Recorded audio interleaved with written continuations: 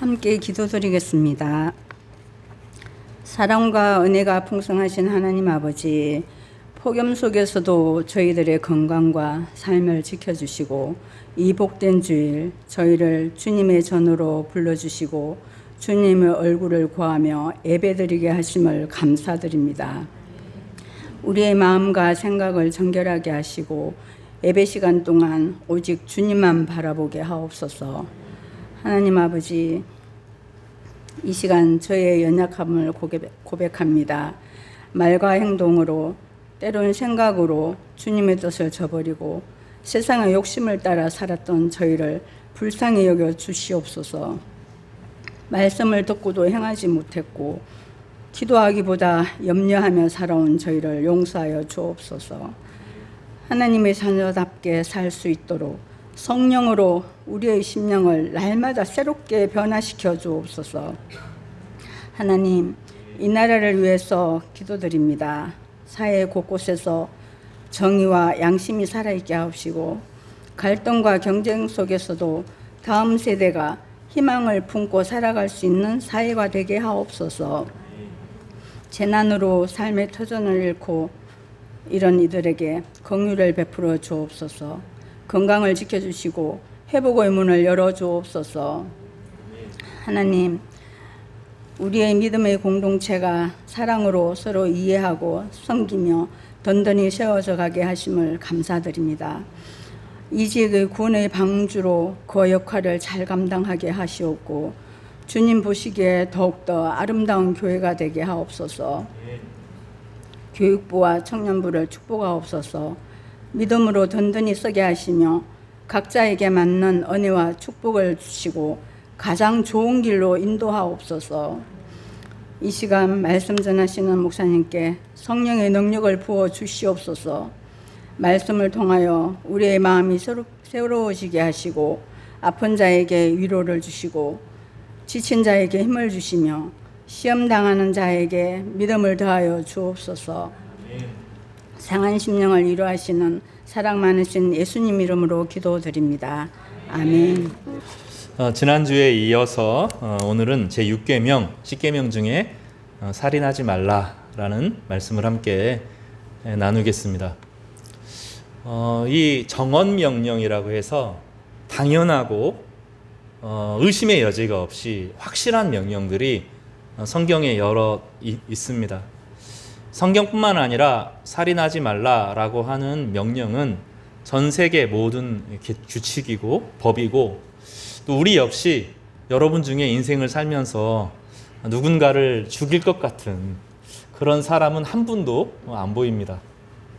그러니 평생 누군가를 죽일 것 같지 않은 사람들에게 다시 살인하지 말라 이런 말씀을 해야 되나? 그렇죠? 우리 여러분 중에서 얼굴 한번 좀 옆에 있는 분들을 보셔요.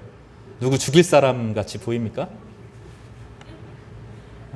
너무 착해 보이잖아요. 착하고 선하고 아름다운 사람들에게 살인하지 말라라는 말씀을 전하는 것이 무슨 의미가 있을까 이런 생각이 들지만 이 본문 앞에서 또 성경 전체가 말하는 살인의 계명들을 살펴보면서 이것이 단순하지 않구나, 미움이 어떤 것인지 하나님께서 우리 가운데 명하시는 이 규칙이 무엇인지를 살펴볼 때 우리 자신의 존귀함과 가치를 찾아낼 수 있는 그런 의미 있는 시간이 되었으면 좋겠다라는 마음으로 이 말씀을 준비했습니다. 이 말씀을 통해서 이웃이 얼마나 중요한지, 내가 이 땅을 살아갈 만한 가치 있는 사람이구나 이런 마음을 확인하는 그런 은혜의 시간이 되시기를 주님의 이름으로 축복합니다. 어떤 사람이 베트남에 여행을 이렇게 갔습니다. 그런데 오토바이를 많이 타죠. 이제 앞에 운전해주는 오토바이 기사가 있고 뒤에 오토바이를 타고 갑니다. 그런데 이게 오토바이가 흔들리면서 신발 하나가 툭 떨어져 나갔습니다. 차들이 막 오고 오토바이가 막 덤벼들고 그런 상황에서 어머 내 오토바이, 이런 사람은 초보 중에 초보죠. 찾을 수 있습니까? 없습니까? 내 신발 찾을 수 있습니까? 없습니까? 못 찾는 거죠. 그러면 지혜로운 사람은 어떻게 합니까?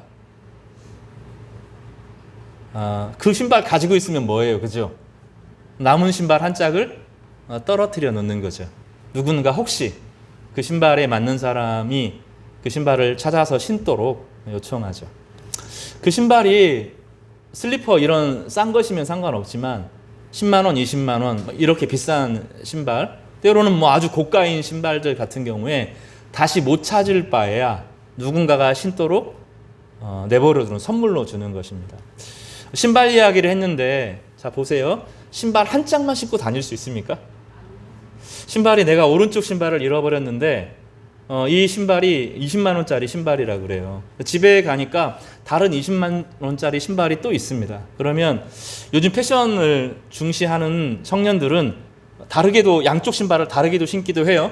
짝짝이. 그런데 그렇게 말하면 안 되고 패션을 아는 사람이다 이렇게 부르기도 하더라고요. 근데 우리는 그럴 수가 없죠. 다른 신발을 신지 않습니다. 누군가에게는 유용할 수 있을 거죠.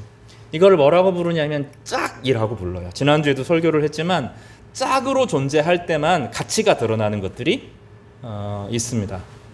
성경에서는 이런 관계를, 하나님과 우리 사이의 관계를 설명하는 용어를 쓰면서 언약이라고 부릅니다. 따라서 해볼까요? 언약. 다시 이야기하면 짝으로만 존재하는 관계. 다시 해볼까요? 짝으로만 존재하는 관계. 이것을 언약이라고 부릅니다. 특별히 아브라함과 언약을 맺으면서 하나님은 아브라함에게 동물의 사체를 쪼개도록 했습니다. 그리고 그 안에 하나님도 통과하시고 아브라함도 통과하도록 했습니다. 생명은 함께 있을 때만, 쪼개면 안 되고 함께 있을 때만 생명의 역할을 발휘하는 것처럼 하나님과 우리 사이의 짝의 관계도 둘 사이가 나눠져 있으면 안 되고 함께 존재하는 것입니다. 예를 하나 더 들어보겠습니다. 열쇠가 있어요, 그죠? 이건 무슨 열쇠입니까? 자동차 열쇠죠. 자동차 열쇠예요. 근데 이게 자동차가 있는데 아무리 큰 자동차도 이게 없으면 어떻게 돼요? 열지 못하죠. 이 관계는 자동차와 열쇠와의 관계는 무슨 관계로 이루어져 있습니까? 짝의 관계로 이루어져 있습니다. 하나가 없으면 하나가 의미가 없는 거죠. 하나님은 세상의 모든 일을 스스로 하실 수 있음에도 불구하고 하나님으로만 존재하지 않고 엘로힘, 엘이라고 하는 하나님으로만 존재하지 않고 여호와라고 하는 이름을 주셔서 짝으로 존재하면서 이 세상을 구원하는 일을 하시기로 작정하신 거죠. 그러니 하나님과 우리 사이에 언약의 이름을 주셔서 우리로 하여금 세상을 구원하도록 하는 일들을 맡길 때 하나님은 자신의 이름을 여호와라는 말로 축소시키셨고 당신의 백성을 그 관계로 맺어진 짝의 관계를 하나님의 백성이라는 단어로 바꾸어서 불렀습니다. 그래서 이스라엘 사람들, 모세를 통해서 언약을 맺었던 이스라엘 사람들을 가리켜서 그저 이스라엘 백성이라고 부르지 않고 너희는 거룩한 제사장 나라요 이렇게 불렀고 거룩한 하나님의 백성이라고 부르신 것입니다. 그리고 신약에서는 하나님과 우리 사이의 관계를 언약의 백성이라고 하는, 제사장이라고 하는 사회적 신분, 기능적인 측면에서 말할 때는 그렇지만 하나님과 우리 사이의 관계, 이 짝의 관계를 아버지와 아들 관계로 부르도록 하셨어요. 그래서 하나님을 우리는 뭐라고 부릅니까? 우리 아버지라고 부릅니다. 예수님을 향하여서 사람들은 예수님을 아버지라고 부를 수는 없죠. 왜냐하면 예수님은 성자로 이 땅에 오셨어요. 그렇죠?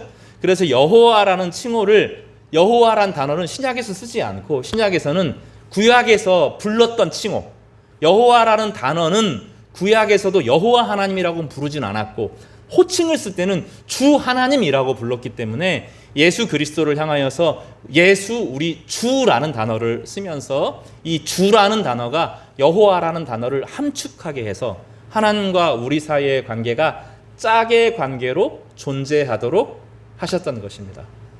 그리고 이 짝의 관계 가운데서 하나님께서 우리를 통해서 선한 일을 이루시는데 이 선한 일을 이루실 때 그 선한 일을 할 수 있도록 우리에게 주시는 능력을 성경에서는 뭐라고 부르냐면 복이라고 부릅니다. 오늘 제가 여러 가지 이야기를 했는데 언약에 대한 이야기를 했고 하나님의 선한 일, 구원의 일을 할 수 있는 능력을 성경에서는 뭐라고 부른다고요? 복이라고 부르도록 하셨던 것입니다. 우리가 하나님과의 온전한 관계를 누릴 때 하나님 우리 가운데 복을 주셔서 이 세상에 하나님의 능력이 흘러가도록 하시는데, 그래서 하나님의 백성은 그 한 사람 한 사람이 소중하고 존귀한 것입니다. 십계명이라고 하는 이 계명은 그저 정언 명령으로 하지 않으면 저주를 받는 복으로 주신 것이, 저주를 받는 명령으로 주신 것이 아니고 이 구약의 언약 백성에게 하신 약속이죠. 그래서 이것은 이렇게 하지 않으면, 이렇게 하면 벌을 받는다라고 하는 말씀으로 주시는 것이 아니라 하나님의 언약 가운데 복을 누리고 하나님의 언약의 능력이 세상에 흘러가도록 하기 위해서 하나님께서 주신 복의 명령으로 주신 것입니다. 그래서 이 살인하지 말라 하는 말씀을 우리 가운데 새기면서 이 말씀이 우리 가운데 적용될 때 하나님의 복이, 하나님의 구원이 우리를 아는 모든 사람들에게 흘러가게 될 것이라고 하는 믿음으로 받아들이시는 축복의 말씀이 되시기를 주님의 이름으로 축복합니다. 사랑하는 성도 여러분, 다윗이라고 하는 성군이 있었습니다. 그는 하나님의 많은 고난을 겪었고 하나님 나라의 왕이 되었습니다. 근데 그가 너무너무 감사해서 하나님께 내가 성전을 지어드리겠습니다 그랬을 때 하나님께서 두 가지 이유를 드셔서 성전 짓는 것을 막았습니다. 첫 번째로는 뭐죠? 아직 이스라엘 백성들, 자신의 백성들이 텐트에서 힘들게 어렵게 살고 있는데 하나님은 그들처럼 텐트에 있는 게 편한 거죠. 이게 이제 하나님의 선한 마음이에요. 하나님 우리가 고생하시고 어려워하는 것을 보면서 하나님 홀로 즐겁게 계시는 것이 아니라 자녀들이 고생당할 때 부모의 마음이 편치 않은 것처럼 하나님은 그 마음이 편치 않으셨고 자기는 이 허름한 텐트가 더 마음이 편하다고 하셨습니다. 또 두 번째 이유가 있죠. 다윗이 왕이 되는 과정에서 또 왕으로 나라를 다스리기 위해서 여러 가지 전쟁을 했습니다. 이 거룩한 전쟁이라고 부르는 홀리 워, 거룩한 전쟁을 많이 했어요. 그러나 아무리 거룩한 전쟁도 뭐라는 거예요? 사람을 죽일 수밖에 없는 부득이한 일들이 벌어지는데 그런 억울한 피들이 자기도 모르게 흘려지게 되는데 그 억울한 피가 흘려졌던 그 사람이 성전을 짓는 것은 마땅치 않다고 하신 것입니다. 그래서 다윗을 언약의 주체로 두지 않고 다윗의 후손 중에서 피 흘리지 않는 언약의 후손을 통해서 하나님 나라의 왕국을 세우실 것인데 그 하나님 나라의 왕국의 모형이 나중에 예수 그리스도를 통해서 이 땅에 오시는 하나님의 나라이고, 솔로몬이 평화의 왕으로서 상징적으로, 나중에 솔로몬이 타락하긴 하지만 상징적으로 그가 이루었던 평화의 나라를 하나님께서 보여주시고, 그래서 솔로몬의 생애 동안에 전쟁이 없도록 하셔서 그로 하여금 평화의 나라를 다스리게 하신 것입니다. 우리는 이 살인이라고 하는 명령을 개인적으로 저지르지는 않지만 우리의 말씀을 통하여서 우리 안에 평화가 임하고 다른 사람을 평화로 대하는 것이 얼마나 소중한가를 함께 살펴보는 의미 있는 시간이 되었으면 좋겠습니다. 먼저 첫 번째로는 이 피 흘림과 예배에 대해서 함께 살펴보도록 하겠습니다. 창세기 4장에 보면 최초의 살인이 등장합니다. 어느 날 하나님께서 지으신 아담과 하와가 범죄하여서 에덴 동산에서 쫓겨났습니다. 에덴 동산에 쫓겨나서 그 자녀들이 나중에 예배를 드리는데 가인과 아벨이 각각 자기의 소산으로 예배를 드립니다. 그런데 하나님께서 가인의 예배를 받지 않으셨고 가인의 제물도 받지 않으셨습니다. 아벨도 받으시고 아벨의 제물도 받으셨습니다. 예배를 드리는데 어떤 예배는 하나님께서 받으시고 어떤 예배는 하나님께서 받지 않으십니다. 어떤 설교자의 설교는 하나님께서 인정하시고 어떤 설교자의 설교는 인정하지 않으십니다.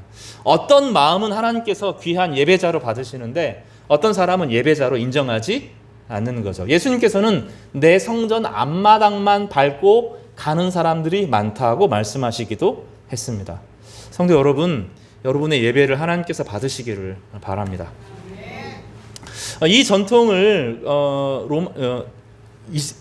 그리스 전통을 나중에 라틴어 전통을 독일어 전통으로 받아들였던 이 독일 사람들은 이것을 잘 캐치해서 이 피 흘림과 복의 관계를 잘 설명했습니다. 영어 공부를 한번 해보겠습니다. bleeding, 따라하십니까? bleeding. 이 bleeding이라고 하는 단어는 피를 흘렸다라는 뜻입니다. 영어에서는 또 다른 단어가 따라하십니까? blessing.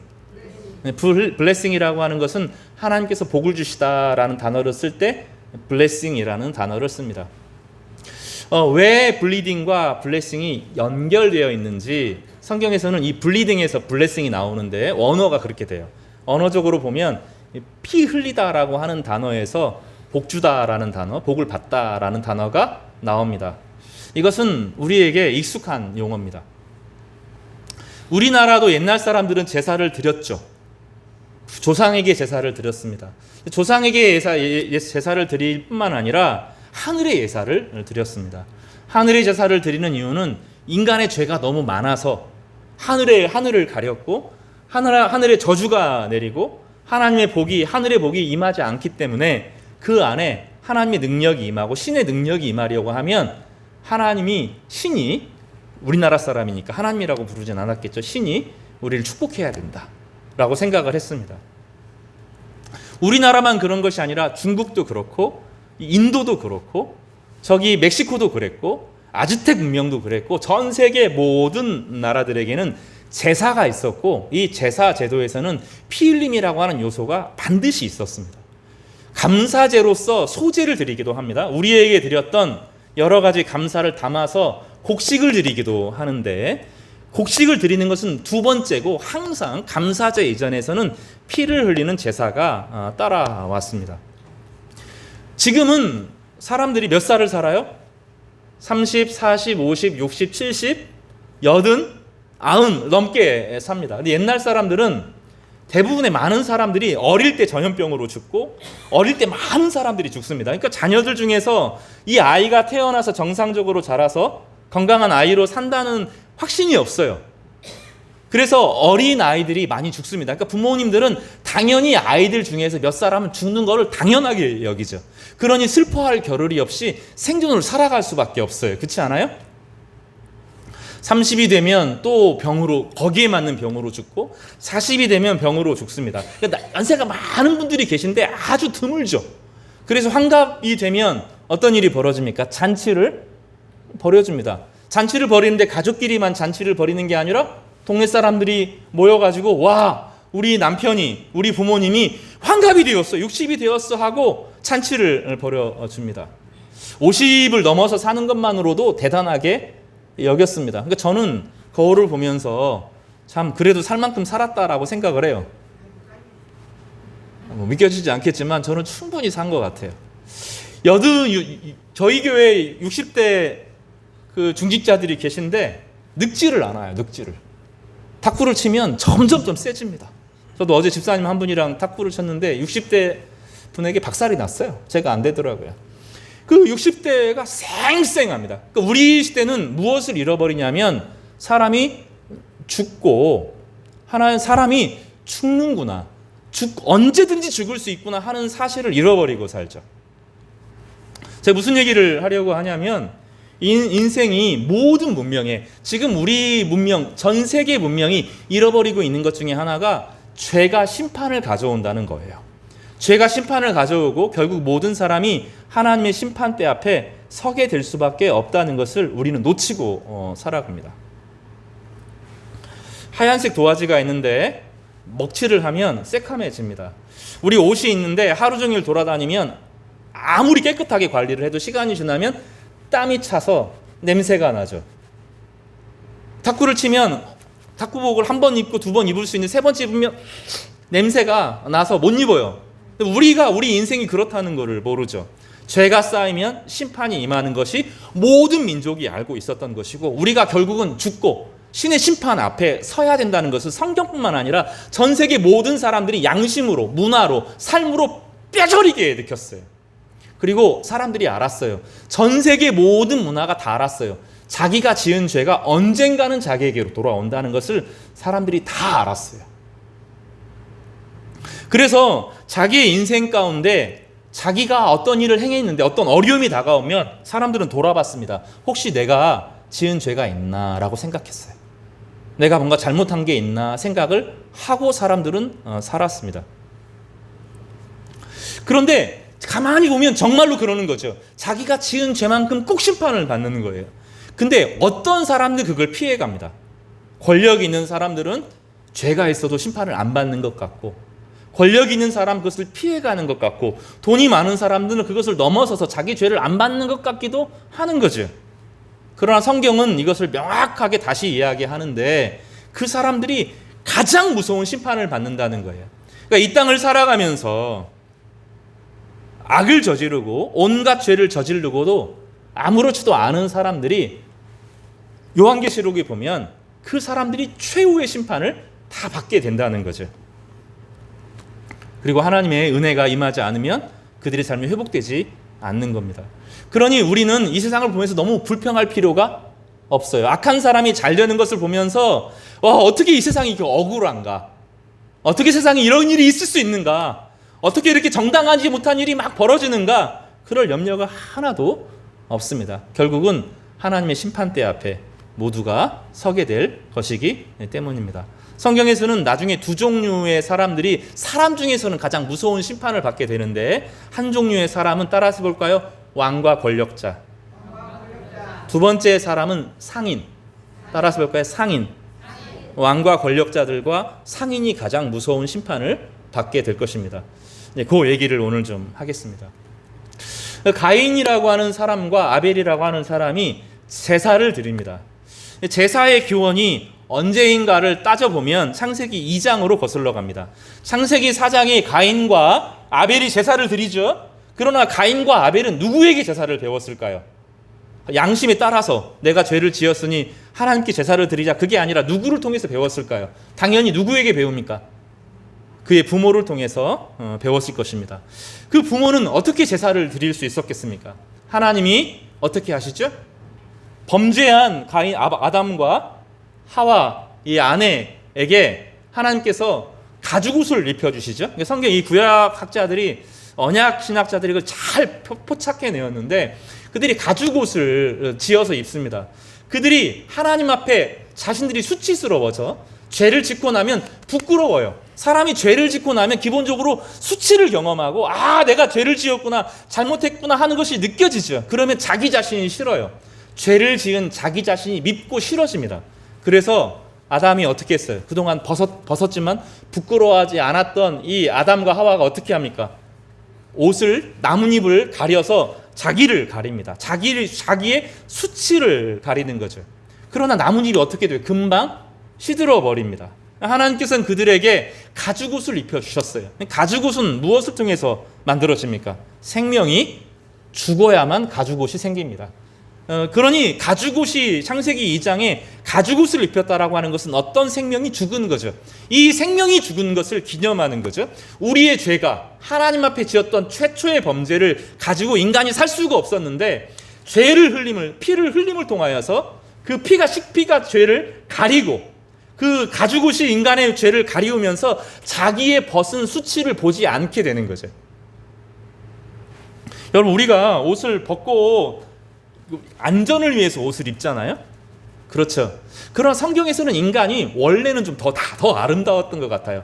자기 있는 모습 그대로가 빛나는 모습이었던 것 같고, 하나님의 형상으로 지음받은 이 모습이 너무나 귀하게 느껴졌던 것 같아요. 그런 수치를 경험하고 죄를 짓고 난 인간은 자기의 수치를 견딜 수가 없었고, 자기의 죄를 견딜 수가 없었고, 이 부끄러움을 감당할 수가 없게 된 것입니다. 사람이 죄를 지으면 그래요.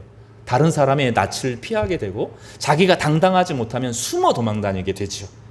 그것이 다른 사람을 피하는 것이기도 하지만 자기 자신의 죄가 부끄러운 거죠. 그래서 옷을 입게 되는 겁니다.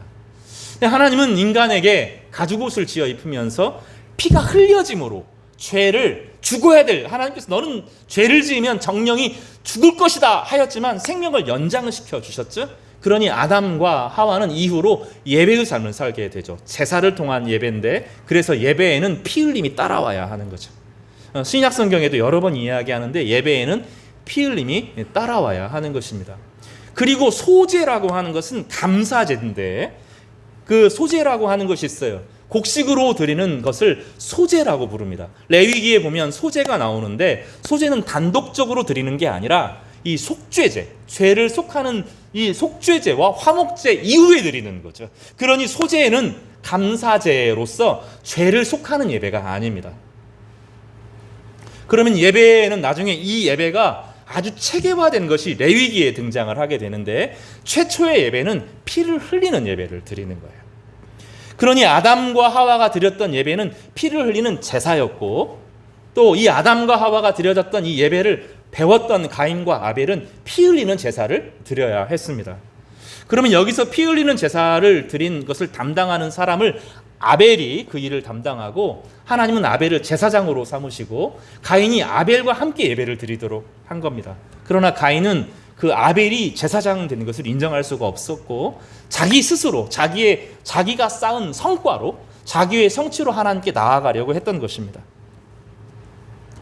이것을 구속사라고 불러요. 이러한 식으로 성경을 이해하고 제사를 이해하는 것을 구속사, 하나님께서 우리를 구원하시기 위해서 착하게 살아면 복을 받는다 하는 것이 아니라, 아무 자격 없는 자들에게 하나님께서 은혜를 베풀어 주셔서 우리를 구원에 참여하게 하셨다 하는 것을 구속사라고 부르고, 그 맥락에서 예수 그리스도의 십자가의 언약을 확인하게 되는 거죠. 하나님은 가인의 마음도 받지 않았고, 중요한 것은 무엇도 받지 않습니까? 가인의 재물도 받지 않았습니다. 그러니 어떤 일이 벌어집니까? 죄가 씻겨지지 않는 거예요. 피 흘림이 있어야 죄가 씻겨집니다. 예배에서 가장 중요한 것은 설교가 아닙니다. 예배에 함께 모여서 설교를 듣는 것이 예배가 아닙니다. 예배는 그런 게 아니에요.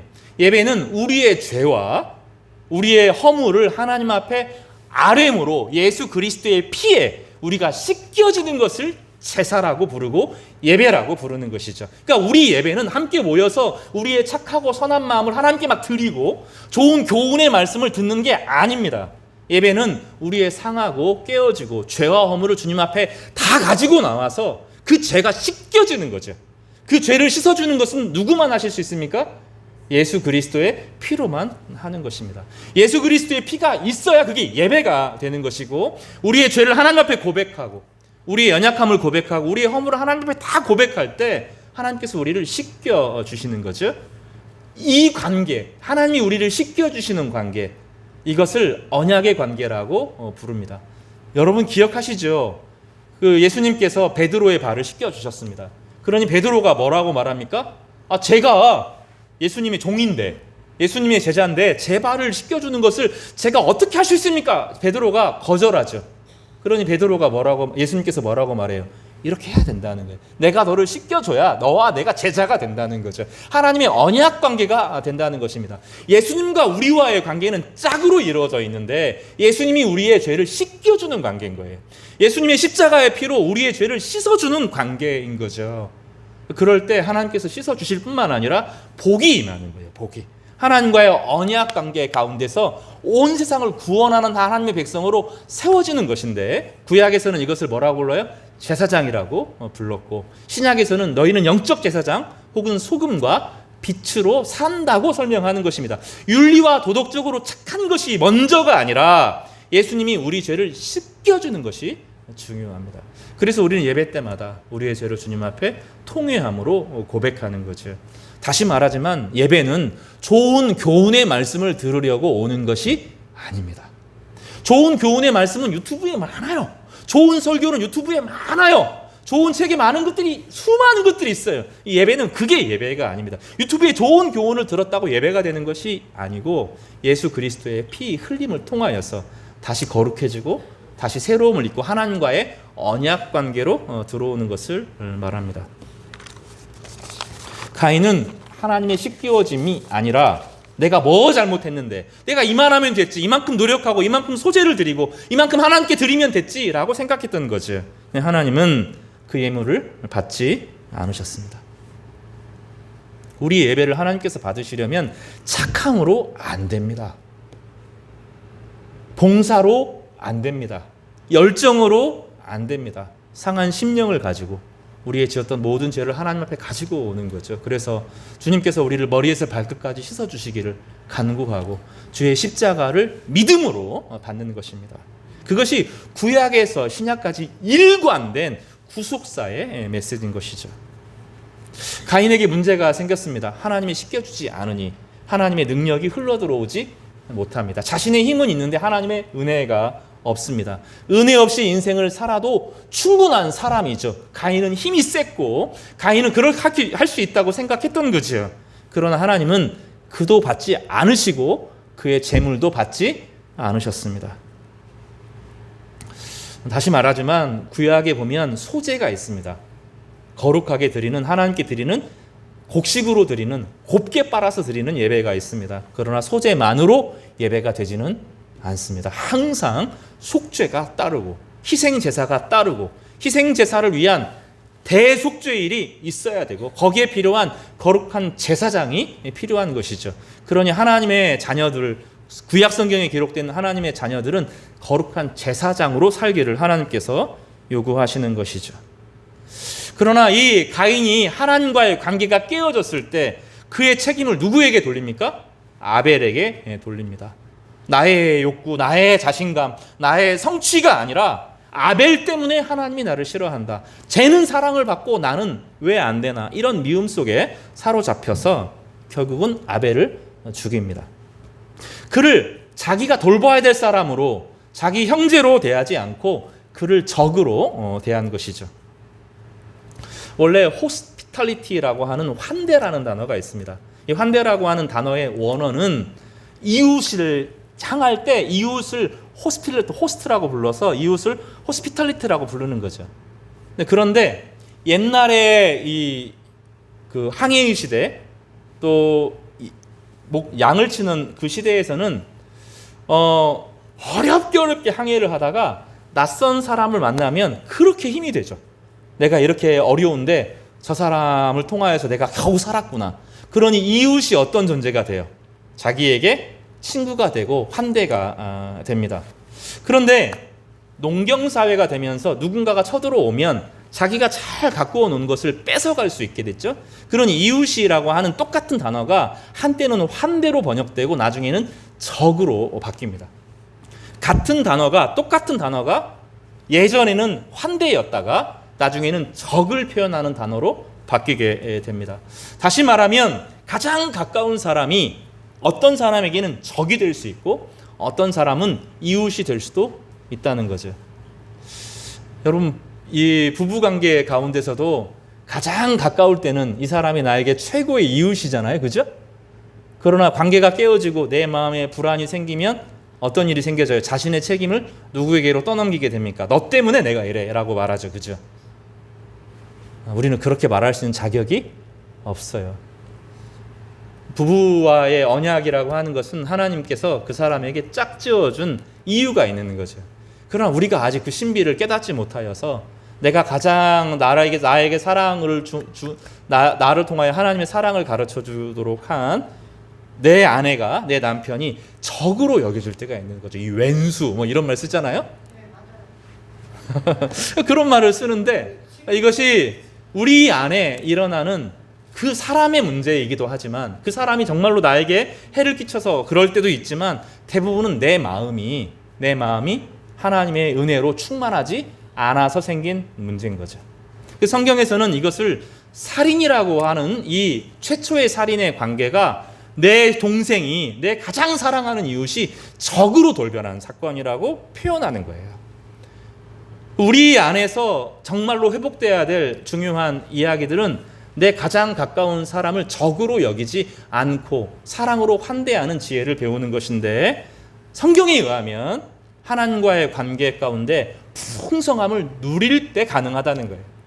우리가 남이 미워지는 대부분의 이유는 그 사람의 문제가 아니라 대부분 자기 자신에게 달려있는 거예요. 우리 안에 우리 안에 미움이 있는 거죠. 나 자신이 하나님의 충만한 사랑 가운데 거하지를 못하는 거죠. 성경적인 관점으로, 성경이 하나님의 뜻의 관점에서 보면 하나님의 은혜로 충만하지 않기 때문에 그래요. 내가 의롭다고 여기기 때문에 그래요. 내가 이만하면 이러한 대우를 받아야 된다고 생각하는 거예요. 내가 가인의 입장에서 내가 이만큼 노력했고 내가 노력한 것을 내 열정을 가지고 하나님께 드렸으면 하나님 받아야지. 자기 안에 있는 거죠. 그 사실은 은혜는 어디서 오는 거죠? 밖에서 와야 돼요. 밖에서 나를 채우고 넘기고 나의 모든 죄를 깨끗이 씻어주는 그런 경험 가운데 하나님이 우리 가운데 밀려들면서 우리를 충만하게 할 때, 내 안에 하나님의 사랑이 부어질 때 자기 자신이 존귀하게 회복되어지고 그 눈으로 다른 사람을 보는 거예요. 근데 우리는 다른 사람에게 책임을 늘 전가하죠. 너 때문에, 네가 내 왼수야. 나의 인생을 너 때문에 망가졌어. 내가 너만 안 만났어도 나도 잘 나갈 때가 있었다고 이렇게 말하는 거죠. 내가 너 때문에, 내가 그 사람 때문에, 내 이웃 때문에. 사실은 나에게 해를 끼칠 수 있는 사람은 가장 가까운 사람이잖아요. 그죠? 우리나라 사람이 네덜란드 사람들을 미워할 이유가 있어요? 없어요? 프랑스 사람을 미워할 이유가 없어요? 있어요? 없잖아요. 근데 우리는 누구를 미워해? 일본을 미워하고 중국을 미워하고 북한을 미워하죠. 왜죠? 가장 가까이 우리에게 피해를 줄 수 있다고 생각하기 때문에 그래요. 그럼 우리가 충만하면, 우리 안에 모든 것이 넘치고 넘치면 미워할 이유가 하나도 없어요. 하나님께서 우리 가운데 관계를 회복하고 예배를 회복하라고 이야기하는 이 블레싱이 있어야, 블리딩, 피 흘림이 있어야 블레싱이 따라온다는 거죠. 피 흘림이 있어야 복이 따라오는 거죠. 하나님의 은혜로 충만히 젖어야 돼요. 내가 그만한 자격이 있다고 생각하는 거죠. 내가 이 공동체에서 이 정도 존경을 받아야 되는 거 아니야? 내가 내 아내에게 이 정도 대우는 받아야 되는 거 아니야? 내 아들이 나에게 이 정도 대우는 해줘야 되는 거 아니야? 내가 어떻게 길렀는데? 그렇잖아요. 그렇지 않아요? 내가 어떻게 섬겼는데? 내가 어떤 마음으로 했는데? 이렇게 말하죠. 그죠? 그러면서 그 나에 대한, 내가 그 사람에게 했던 것들은 이만큼 커 보이는데 그 사람이 나에게 한 그 행동들은 나에게 막 가슴이 미어지죠. 너무 가슴이 아프죠. 우리 안에서는 우리는 상대방을, 예배가 회복되지 않으면 상대방을 적으로 돌리게 되는 거죠. 그래서 성경은 이 미움의 문제의 근원이 하나님과의 관계에 있다고 계속 이야기하는 거죠. 구약에서 왜 이렇게 레위기, 제사에 대한 이야기를 한 성경처 한 책으로 엄청나게 긴 책으로 썼는가 하면 우리와의 하나님과의 관계가 그만큼 소중하기 때문이고 여전히 우리 안에 오만함이 남아있다는 거죠. 내가 이만하면 됐지. 내가 이만하면 충분하지. 내가 이만하면 천국 가도 되지. 이만하면 천사들이랑 함께 어울려서 살 만큼 충분하지. 이렇게 생각을 하는 거죠. 제가 볼 때는 그래요. 여러분 다 천사처럼 보이거든요. 깨끗하고 예쁘고 뭐 미운 말 한마디도 하지 않을 것 같고 사랑으로 막 넘치고 좋은 의미 있는 일이 있으면 온 몸을 불사르게 던질 것 같고 막 착하고 예쁘고 멋있고 다 그렇게 보여요. 네, 여러분 한번 스스로 생각해 보세요. 그럴만 하셔요? 우리 안에 오만함이 있는 거예요. 오만함이. 내가 이만하면 됐지 라고 생각하는 거죠. 하나님이 시켜주지 않아도 괜찮지. 내가 이만하면 인정받을 만하지. 내 자녀에게, 내 남편에게, 내 아내에게, 내 이웃에게 나 이만하면 훌륭하지. 내가 그 사람들 못한 게 뭔데, 내가 해준 게 뭔데, 이런 생각을 하니 여전히 우리는 하나님이 시켜주심이 그렇게 중요하지 않은 거예요. 그래서 성경은 우리를 여과 없이 이야기하죠. 미움의 본성은 하나님과의 관계의 깨어짐이고 내 오만이고 하나님이 우리 가운데 베푸신 능력과 은총을 의지하기보다는 자기 고고하게 서 있는 자기 만족에 빠져 있는 존재라고 우리를 고발하고 있는 것입니다. 마태복음 5장 23절과 23절에 이렇게 말해요. 예수님께서 가르치신 건데 따라서 한번 해볼까요? 그러므로 예물을 제단에 드리려다가 거기서 내 형제에게 원망 들을 만한 일이 있거든 생각나거든 예물을 제단 앞에 두고 먼저 가서 형제와 화목하고 그 후에 와서 예물을 드리라. 이웃과의 관계가 깨어져 있는 하나님이 받으실 만한 예배의 중요한 것은 미움이 없어야 된다는 거예요. 내 안에 그 형제와 왜 싸우고 왜 화목하지 못합니까? 내가 이만큼 대우를 받아야 된다고 생각하는 거예요. 내가 이만큼 대우를 받아야 되고 그만큼 그 사람이 나를 이만큼 대우해 줘야 된다는 거예요. 목사로서, 장로로서, 중직자로서, 권사로서 교회의 한계가 얼마나 많아요. 그죠? 근데 그 모든 것들을 내가 이만큼 했으니까 이만큼은 해줘야지 라고 이해하면 안 된다는 거죠. 이만한 존경을 받는 것이 당연하지 않다는 거예요. 우리는 그럴 자격이 없어요. 우리가 그만한 자격을 가지고 이 땅을 살아가는 것이 아닙니다. 우리가 행했던 모든 죄들은 결국은 다 돌아와서 내가 치루어야 돼요. 이 땅을 살아가면서 대가를 받으면 괜찮은데 만약에 이 땅을 살면서 대가를 받지 못하는 것은 하나님 앞에 심판대 앞에 무섭게 다 서야 되는 것입니다. 그래서 성경에서는 인과응보를 완전히 무시하는 것이 아니라 그 모든 것을 인과응보를 넘어선 하나님의 은혜를 설명하는 것이지 인과응보가 없는 게 아니에요. 우리가 저지른 죄만큼 다 돌아옵니다. 이 땅을 살아가는 동안에 그게 좋은 거예요. 이 땅을 살아가는 동안에 어려움을 경험하는 거죠. 내가 지은 만큼 게을렀으면 게으른 대가를 받고, 그렇죠? 너무 무리하게 살았으면 몸이 아프고 당연히 그 대가를 받는 것이 당연해요. 내가 잘못된 습관에 빠져 있으면 게임에 빠져 있고 술에 빠져 있고 도박에 빠져 있으면 인생이 망가지는 것이 당연한 거예요.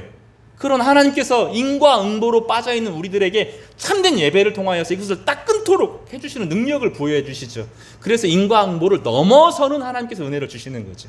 그리고 우리로 하여금 복으로 살게 하셔서 세상의 제사장으로 다시 태어나게 하셔요. 새로운 피조물로 새롭게 만들어 주셔요. 단지 죄 용서는 진짜 어마어마한 건데 죄 용서도 정말 너무너무 큰 은혜예요. 근데 그 은혜를 넘어서서 세상의 복을 흘려가는 존재로 새롭게 창조하신다는 엄청난 일이 있는 거죠. 그러니 두 단계가 있는 거. 하나님께서 우리 죄를 완전히 씻어주는 단계, 그리고 우리를 다시 일으켜 세워주셔서 이 험악한 세상 가운데 하나님의 은혜를 흘려보는 그런 단계로 여러분을 만들어 가시는 것입니다.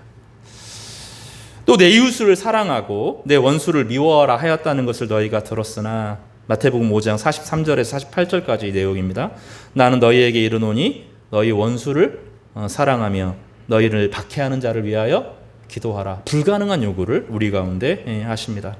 그리고 우리의 삶이 이 불가능한 요구처럼 보이는 것이 하라는 게 아니라, 따라서 해볼까요? 하라는 게 아니라 할 수 있다는 것이다.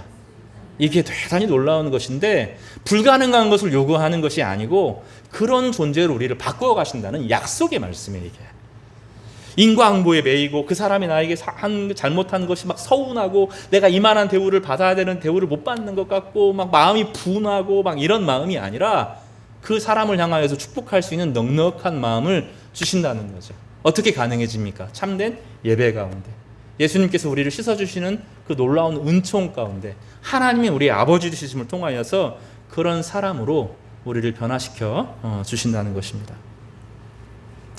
다시 말씀으로 돌아가겠습니다. 사랑하는 성도 여러분, 여러분이 누군가를 죽일 일은 평생 없을 거예요.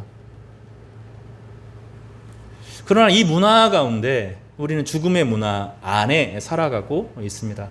지난주에 말씀을 전하진 않았지만 음란물이라는 게 있어요. 여러분하고는 전혀 상관없는 세상이지만 세상에서는, 특히 일본이라고 하는 나라에서는 수많은 비디오들을 만든다 그래요. 그리고 이것이 하나의 산업화가 되어 있어서 젊은 아이들이, 여자아이들이 이제 먹고 살 게 없고 경제적으로 어렵고 좀 인기를 얻고 싶으면 수치심을 느끼는 것이 아니라 막 성산업이 막 뛰어드는 거죠. 그 성산업이 온 세상에 펼쳐지면서 지금 청년들이 막 클릭할 수 있게 되고, 그리고 당연하게 여기고, 그 당연하게 불륜하고 바람피고 이상한 행동하고 하는 것이 너무너무 익숙한 문화 가운데 우리가 살아가는 거죠. 우리 청년들이 그것을 음란한 걸 보고 나서 마음에 막 가책이 있겠죠. 내가 이것도 안 되고 막 회개를 하고 돌이키려고 하지만 또다시 하고 또다시 하면서 마음이 무너지죠. 그러나 또 한편으로 생각할 것이 무엇이냐면 그것이 하나의 산업이라는 거예요. 산업. 내가 그 클릭을 한다고 하고 그걸 잠깐 보는 것이 어떤 사탄이 만들어낸 산업을 막 만들어주는데 일조하고 있다는 거죠. 전쟁도 그래요. 전쟁도 영화를 보면서 막 악당을 막 사람이 죽이죠.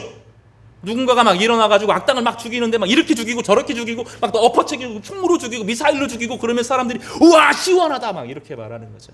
사실 뭐 어떤 전쟁도 정의로운 전쟁은 없습니다. 따라서 해볼까? 어떤 전쟁도 정의로운 전쟁은 없다. 우리는 막 그걸 보고 시원하다고 말해요. 근데 여러분 잘 생각해 보세요. 군인에 간 자녀가 사고로 죽었어요. 군인은 그 아이만 죽는 게 아니죠. 그 가정 전체가 망가져요. 그 가정 전체가 망가져요. 그 아이가 살아가서 꾸어야 될 수많은 미래가 다 망가져요. 그가 만나야 될 모든 사람들의 관계가 다 깨어져요. 그런 일들이 일어나는 게 전쟁이에요. 지금 러시아, 우크라이나, 팔레스타인 막 전쟁인데 그 전쟁에서 우리가 놓치고 있는 게 뭐예요? 거룩한 전쟁은 없어요. 다 살인이라고요. 그 살인을 방조하고 만들고 이끌어내는 권력자들과 그것을 이끌어내는 그 엄청난 산업의 부를 독점하는 이 부자들과 권력자들은 클릭 하나 하지 않고 사람을 직접 죽이거나 칼로 도살하지는 않았어도 도살자같이 여김을 받죠. 그래서 그 사람들이 나는 정의로운 전쟁을 했습니다. 다윗이 그렇게 의로운 사람이어도 하나님 네가 지은 성전은 내가 받을 수 없다고 그러셨어요. 그러나 이중적이죠. 지금에 있는 정치인들은 그런 정의로운 전쟁을 하는 게 아니거든요. 자신의 부와 권력과 명예를 지키기 위해서 온갖 전쟁을 뒤에서 부추기고 군수 산업이 움직이고 산업을 움직여서 하죠. 그러니 이 산업하는 사람들, 기업가들, 그리고 그 부에 종사하는 사람들, 그리고 이 권력자들은 엄청난 살인자인 거죠. 정의로운 사람이 아니라 살인자인 거예요. 그냥 수많은 사람들을 죽이는 살인자인 겁니다. 그래서 나중에 보면 그 사람들이 가장 끔찍한 형벌을 받게 될 겁니다. 천국은 이 하나님의 영광으로 가득한 사람들이 모이는 곳이지만 회개하지 않고 하나님의 능력 가운데 거하지 않는 모든 사람들은 심판을 피할 수가 없을 것입니다. 그래서 우리가 그런 문화에 봉사하면 안 돼요. 음란한 문화에 봉사하고 거기에 산업의 일부가 되지 마시기를 바랍니다. 청년들은 내가 하는 행동들이 잠시만의 나의 즐거움의 문제가 아니라 나의 개인적인 음란의 문제가 아니라 산업사회의 구조 안에 내가 못된 짓을 하는 일원이 사탄의 놀이개가 되고 있고 사탄의 구성원이 되어 있다는 생각을 하면서 자신을 해석하시기를 바랍니다. 전쟁이라는 거 절대로 시원하거나 의로운 전쟁이 없습니다. 수많은 사람들이 죽어가고 수많은 사람들이 가정이 파괴되고 미래가 파괴되고 나라의 문명이 무너지고 있는 현실 속에서 우리가 살아가는 것입니다. 오늘 그게 세 가지 이야기를 했습니다. 되게 긴 이야기를 했지만 첫 번째로는 하나님과의 관계가 회복되지 않으면 우리는 결핍을 이길 수가 없고 이 결핍은 미움으로 움직이게 된다는 것입니다. 두 번째 주제는 하나님의 은혜로 충만하여질 때 이웃을 향하여 복의 근원으로 살아가게 된다는 것입니다. 세 번째로는 세상은 악한 구조를 계속 만들어간다는 거예요. 겉으로 나 혼자의 양심을 지키는 것의 문제가 아니라 세상 전체와 대결하는 것입니다. 하나님의 형상으로 살아갈 것인가? 하나님의 영광을 위해서 살아갈 것인가? 내 마음 중심에 그리스도를 두고 인생을 거룩하게 할 것인가? 아니면 사탄과 함께 사탄의 무리에 휩싸여서 그 문화에 동화될 것인가? 성경은 우리 가운데 진지하게 질문하는 거죠. 그러니 성경 전체는 우리의 인간의 모든 약점을 보여주고 하나님을 떠난 인간의 비극을 묘사하면서도 언젠가 오실 예수 그리스도를 통하여서 창세기는 그 얘기를 하는 거죠. 피 흘림을 통하여 우리의 몸과 마음과 삶이 깨끗이 씻겨지고 다시 새롭게 태어나는 그런 복된 인생이 주어지게 된다고 말씀하십니다. 나중에 예수 그리스도를 따랐던 모든 제자들은 서로 사랑하라. 이 명령에 완전히 매여서 칼과 무장을 내려놓고 자신을 향하여 미워하는 사람들, 자신을 적대시하는 사람들을 향하여서도 사랑의 포옹을 안겨주는 사람으로 세워져 갔습니다. 우리가 아직은 어리지만 하나님의 능력으로 여러분 씻겨주시기를 바라고 복의 근원으로 살면서 우리를 미워하는 사람들까지 서로 섬기고 사랑할 수 있는 놀라운 믿음의 유산을 남기는 성도들 되시기를 주님의 이름으로 축복합니다.